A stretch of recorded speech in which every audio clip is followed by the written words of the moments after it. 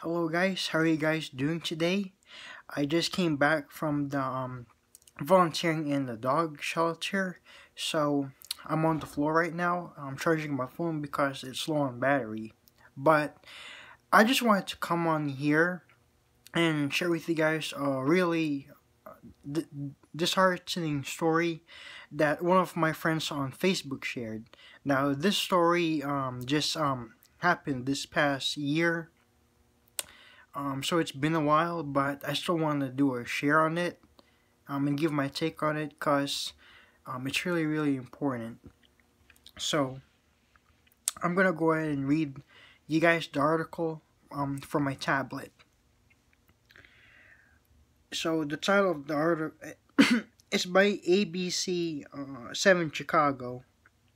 And the title of the article says, Whitney Young High School Senior with Autism Found Stabbed to Death. If you guys want to go ahead and search up the article again, it's called Whitney Young High School Senior with Autism Found Stabbed to Death.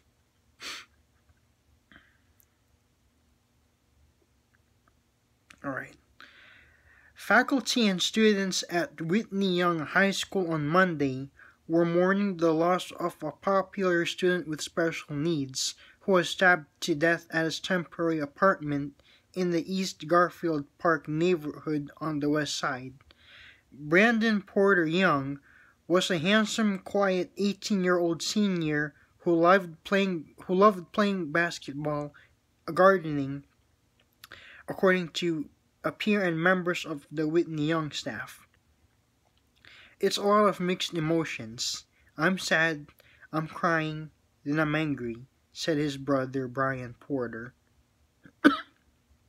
Principal Joyce Dorsey Kenner recalled that the autistic student always had a smile on his face. Porter Young's autism limited his verbal skills, and he had a hard time communicating with people he didn't know, according to Corin Irvin, a special education teacher at Whitney Young. I was really shocked, and it didn't really sink in until yesterday when I came to school and he wasn't there when he didn't get off the bus, Irvin said. Since early December, Porter Young had been living with his mother at... Okay, this is some personal information. I'm not going to share it. He had been living with his mother, said Annie Harris, a hotel employee. About 10 p.m. Friday, Porter Young was found at the hotel with multiple stab wounds to his upper body, according to Chicago Police and the Cook County Medical Examiner's Office. He was pronounced dead at the scene at 10:25 p.m. Porter Young was diagnosed with autism as a child, and his family doubts he would have spoken to anyone or opened the door. It's like high functioning. You wouldn't know he had autism unless you talked with him. It takes him a while to respond, Brian said. No one is in custody for the murder. Somebody knows something. Me and the family, we are all hurt at the end of the day. Brandon just didn't deserve this, said Antwin Jones, victim's uncle. Why would you do this to a harmless person? Brian wondered. It would be of great help if anyone who heard anything would at least let the detectives know. The school's Tuesday night varsity basketball game was transformed into a fundraiser to help Porter Young's family.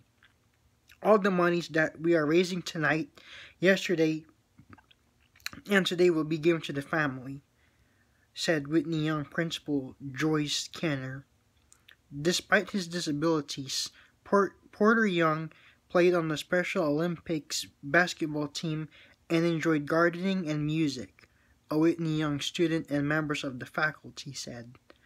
Porter Young was involved in Whitney Young's popular Best Buddies program, which pairs special education students with other students from the school. He was a really sweet person, Porter Young's best buddy partner, Rowan Broderick, said. Broderick, a freshman, said that she and Porter Young often chatted in the school's cafeteria. I was devastated, I was hurt, I was sad, I was mad. I cried when I get home. I couldn't think straight. I was torn all to pieces, said Orunti Scott, Whitney Young Sr. Rebecca Folkerts, the advisor for the Best Buddies program and Porter Young's former teacher, remembered him as a responsible student with a great sense of humor. Folkerts said the extremely bright Brandon was primed to get a job after graduating at the end of the school year. As tragically as Brandon died, it's really sad. My heart is warmed by the outpouring of support for this young man, said Kenner. A memorial service is scheduled on February the 20th at Whitney Young. The school's art department is also preparing a special project with flowers for the event to honor Porter Young's love for gardening. This is a really sad story. So the reason why I wanted to share that story with you guys is so that you guys an important takeaway that you melanated people can take from this is that you really need to start creating your own businesses. You really need to start creating your own schools for your children, your melanated children, and stop letting your children go to the school with the enemy. And I'm going to say this since it's Martin Luther. Well, it's Martin Luther King Jr. Day today. I'm going to say that even Martin Luther King realized his mistake of being in support of integration, because this is how bad integration is for melanated people. They don't know who their enemies are, and they allow themselves to mingle with the enemy and send their children to be taught by the enemy. You guys really need to start creating your own communities, your own companies, businesses, and schools, just like Black Wall Street, so that you guys won't be having to go through this kinds of terrorism. Can you imagine that he is autistic, but he was still good at sports and he was going to get a job? He's better than a lot of so-called normal people in this country who have very bad work ethics, are just lazy and would rather be on welfare sucking up resources from the government. But he just had to go, and I know that it was a white supremacist who was responsible for his death, because they are just the real terrorists in this country. They cannot stand when a black person exceeds and does better than them. So I'm assuming that in my conclusion, I'm just going to assume that it was a white supremacist terrorist who was responsible for this young man's death.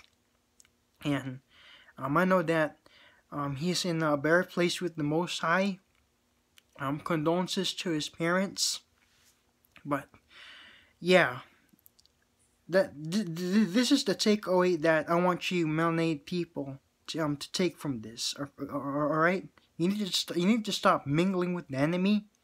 You need to stop sending your children to these schools, letting the enemy teach them. Because as I said on a previous video that I did, and I've got to keep saying this, there's no peace with Caucasian devils. Alright? There's no peace with them.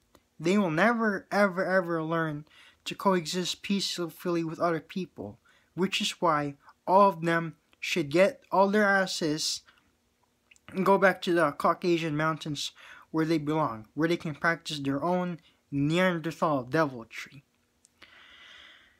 I hope you guys have a good day today. I hope you guys remember Remember the great man Martin Luther King Jr. He did everything they could to liberate melanated people, and I'm glad that he realized his mistake later on about being in support of integration, because it has really gotten and caused melanated people a lot of a mess up until today, which is why you still have melanated men going after Becky, getting themselves killed because of false rape allegations against them. You see, feminism and the Me Too movement, they are all against melanated men. Their targets are melanated men, and I hope you guys take care of yourselves and always be safe. And shalom.